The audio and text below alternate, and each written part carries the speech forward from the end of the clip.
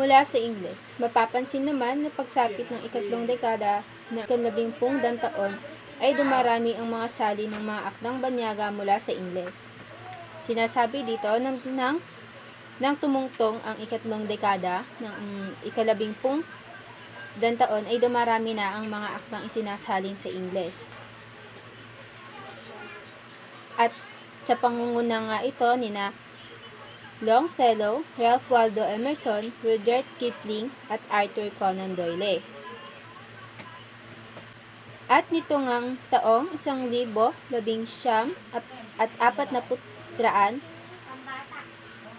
ang lumabas na saling ni Dionisio San Agustin ng dakilang Don Quixote ay batay na sa saling Ingles. Sinasabi dito noong taong 1940 ay lumabas ang salin ni Dionisio San Agustin sa kanyang akda na batay sa salitang Ingles. At tulad sa mga akda sa Espanyol, isinalin din ang mga akda sa Ingles na Filipino ang author. Ibig sabihin, hindi lamang wikang Ingles ang pinagsalinan ng mga akda, ngunit lumipas ang mga taon at ang mga akda sa wikang Ingles ay isinalin naman sa wikang Pilipino ng mga Filipino author. At sinasabi dito, ang unang nobela sa Ingles na A Child of Sorrow ni Zoilo Gaylang ay isinalin niya mismo bilang anak dalita sa wikang Filipino. At noong taong Hunyo 14, 1930 ay lumabas sa Taliba ang salin ni Pagsilang Ray Isip sa Miri Nisa ni Jose Garcia Villa.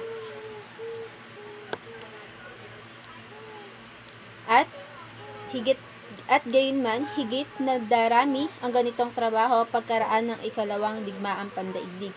Sinasabi dito na pagkatapos daw ng ikalawang digmaan daigdig ay mas darami pa ang trabaho kung saan ang mga akda sa wikang Ingles ay maisasalin sa wikang Filipino. Magandang umaga sa inyong lahat. Ako nga po pala si Jesus Santiago at aking ipapaliwanag ang aking binasang teksto. Ang sinasabi ng teksto ay nasa kabila ng digmaan, hindi nagkaroon ng masigasig na proyekto para isalin ang mga akda mula sa katutubong wika tungo sa Espanyol o Ingles. Si Emilio Jacinto ay maswerte dahil ang kanyang nawawalang akda ay na-translate sa dalawang wika.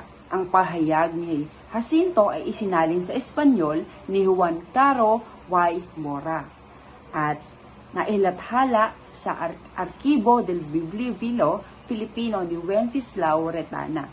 Ang sa mga kababayan naman, ni Jacinto ay tila isinalin din sa Espanyol ni Caro Y. Mora at isang bahagi nito ay nasa Ingles sa akda ni Leroy na nasa huling tomo ng Philippine Islands nina Emma Blair at James Robertson. Ang sitwasyon na ito ay nagpapakita na kakulangan sa masusing pagsasanay at pagpapahayag sa pagsalin ng mga akda mula sa katutubong wika tungo sa ibang lengguwahe. Sa mga kasaysayan, hindi sapat ang pagsusumikap na mapanatili ang orihinal na teksto sa Tagalog. Ang pagkakaroon ng tamang pagsasanay at proyektong pagsasalin ay makakatulong sa mapanatili ang kahalagahan ng mga akda sa kabila ng digmaan at iba pang hamon ng panahon. Sa kabilang dako, hanggang sumiklab ang digma ay walang masigasig na proyekto para isalin ang mga akda sa katutubong wika tungo sa Espanyol o Ingles. Maswerte pa si Emilio Jacinto sapagkat ang dalawang akda niyang nawawala na ngayon ay orihinal sa Tagalog ay nabubuhay lamang sa salin. Ang kanyang pahayag na lumalabas sa unang labas ng kalayaan ay isinalin sa Espanyol ni Juan Caro Y. Mora at nalathala sa Arkibo del Biblio Filipino noong 1875 hanggang 1975 ni Wenceslao Retana sa pamagat na manifesto. Ang kanyang sa mga kababayan ay tila isinalin din sa Espanyol ni Caro Y. Mora at pinagbatayan ni Leroy ng kanyang sipi na nakasalin sa Ingles. Hindi sinabi ni Leroy kung saan ang Espanyol ni Caro Y. Mora, ngunit ang isang bahagi sa mga kababayan ay nasa Ingles at nabubuhay bilang sipi sa loob ng akda ni Leroy na nasa huling tomo ng Philippine Islands nina Emma Blair at James Robertson. Noong panahon ng pananakop ng mga Hapones, si Aurelio Tolentino ay kilala sa kanyang trilingual na kasanayan, kung saan mas pinagyaman niya ang pagsali ng sariling akda mula sa Tagalog tungo sa Kapampangan at vice versa. Bukod dito, umano isinalin din niya mula sa Espanyol ang mga akdang Conde de Montecristo ni Dumas at Cuajo Batis ni Sienkiewicz patungo sa Tagalog at Kapampangan. Ang kanyang nobelang Ang Buhok ni Esther ay may bersyong Ingbuhok ni Esther sa Kapampangan. Magandang umaga po sa inyong lahat. Ako po si Chair Ann Bernardo. At ngayon ay tatalakayin natin ang tungo sa formalisasyon at professionalisasyon.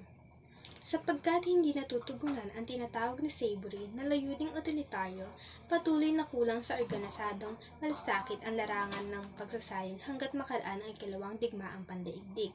Bihira ang lumilinang sa kakayahan at talinong magsalin sapagkat mahirap asahang hanap buhay.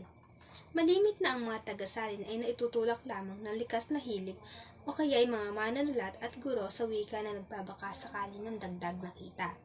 Sa ganitong pangyayari, mahirap asahan ang malinaw na programa upang maisalin man lamang, halimbawa ang mga piling panitika ng iba't ibang katutubong wika tungo sa Pilipino o sa Ingles. Wala ding paraan para masuri ang mga salin at matulungan ang mga mahilig magsalin tungo sa pagpapahusay ng kanilang talino.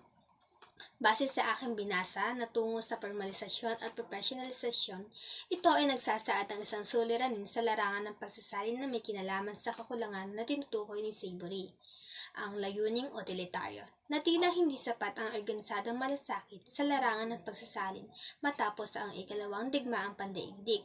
Sinasabi rin na kaunti ang mga nagsasalin ng wika, lalo na't ito ay isang mahirap na hanap buhay. Kadalasan ito ay nagmumula sa likas na hilig ng tao o di kaya mga manunulat at guro sa wika na nagtatangkang kumita ng karagdagang pangkita. Dahil dito, nalilimitahan na masuri ang mga salin at matulungan ang mga mahilig magsalin tungo sa pagpapahusay ng kanilang talino. Magandang tanghali, ako po si Angeli Domingo. May dibisyon sa pagsasalin ang surian ng wikang pambansa, ngunit sa matagal na panahon ay wala itong malinaw na estratehikong target upang masagot ang napakalaki at iba't ibang pangangailangan sa pagsasalin. Malimit na maukol lamang ang panahon ng mga empleyado ng dibisyon sa mga ipinasasali ng iba't ibang opisina ng pamahalaan. Gayunman, naglabas ang SWP ng patnubay sa korespondensya opisyal 1,977 nirebisa noong 1,984 at muli nitong 2,013 at ilang tomo ng mga salin ng katawagan. Sinasabi lang rito na ang surian ng wikang pambansa o SWP ay may dibisyon sa pagsasalin, ngunit nagkaroon ng kakulangan sa malinaw na estratehikong target para sa masusing pagsusuri ng iba't ibang pangangailangan sa pagsasalin.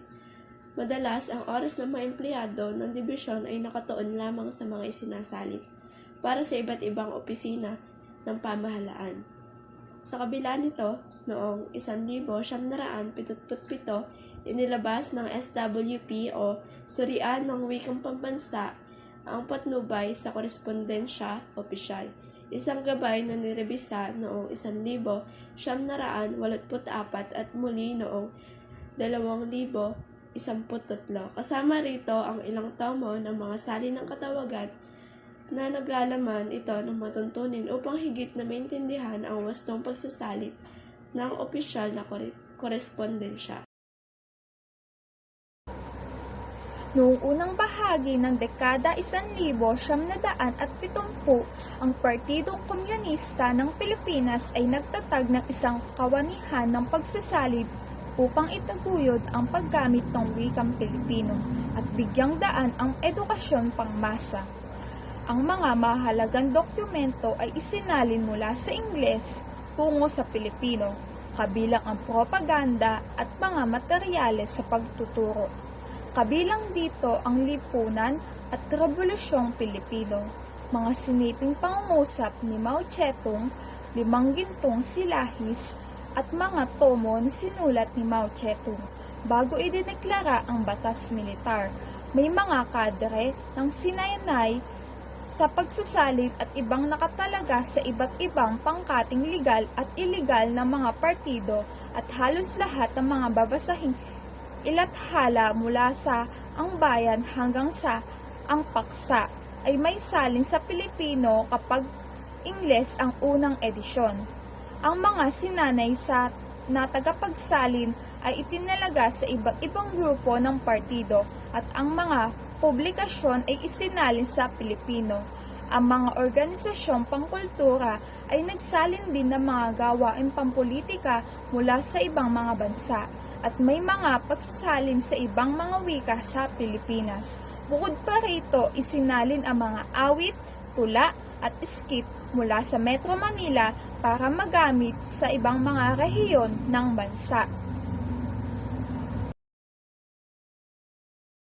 Sa ilalim ng batas militar, ipinagpatuloy ng mga aktivista sa Universidad ng Pilipinas ang naturang gawain. Noong ika-4 ng Pebrero, 1975, isang tanging bilang ng Philippine Collegian ang lumabas na may mga salin ng panitikan ng ikatlong daigdig. Ito ng isang workshop, ang Panday Salin, sa loob ng 2 araw noong ika-5 hanggang ika-6 ng Abril, 1975, para talakayin ang mga problema ng pagsasalin at hasain ang mga kalahok sa pagsasalin ng panitikan sa mga wikang katutubo. Ang Panday Salin ang unang pambansang workshop sa pagsasalin at nagbunga ito ng isang tanging bilang ng Philippine Collegian noong ika-14 ng Agosto, 1975, na naglalaman ng mga akda sa Pilipino mula sa orihinal na Ilocano, Bicol, Kapampangan, Cebuano, Hiligaynon at sa ilalim ng batas militar, nagpatuloy ang mga aktivista sa Universidad ng Pilipinas sa kanilang mga gawain. Noong Pebrero ika-4, 1975, naglabas ang Philippine Collegian ng isang espesyal na issue na naglalaman ng mga salin ng panitikan ng ikatlong daigdig. Ang Panday Salin ang naging unang pambansa workshop sa pagsasalin at nagbunga ito ng espesyal na issue ng Philippine Collegian noong ika-14 ng Agosto, 1975, na naglalaman ng mga akda sa Pilipino mula sa orihinal na Ilocano, Bicol, Kapampangan, Cebuano, Hiligayno at Nahintulot buksan ng isang subject sa pagsasalin noong 1970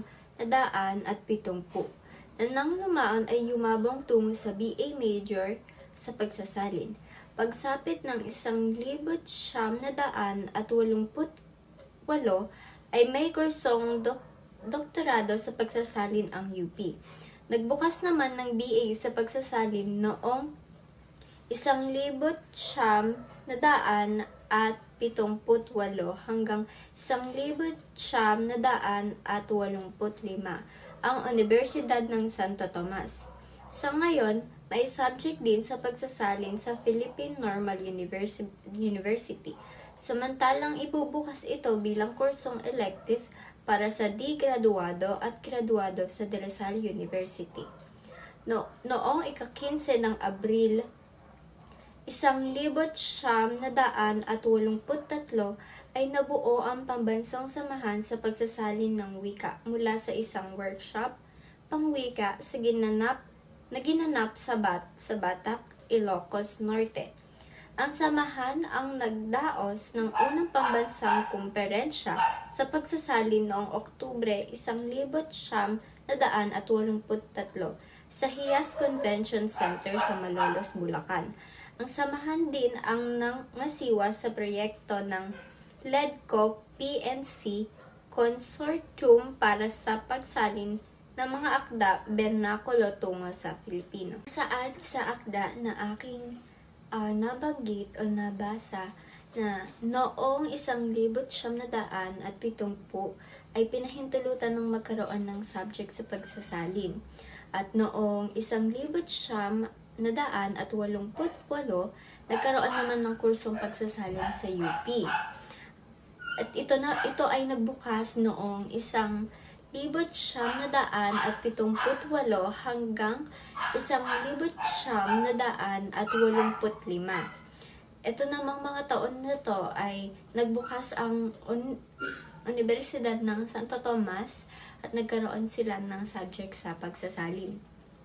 Ngayon naman ay may subject na rin ang pagsasalin sa Philippine Normal University.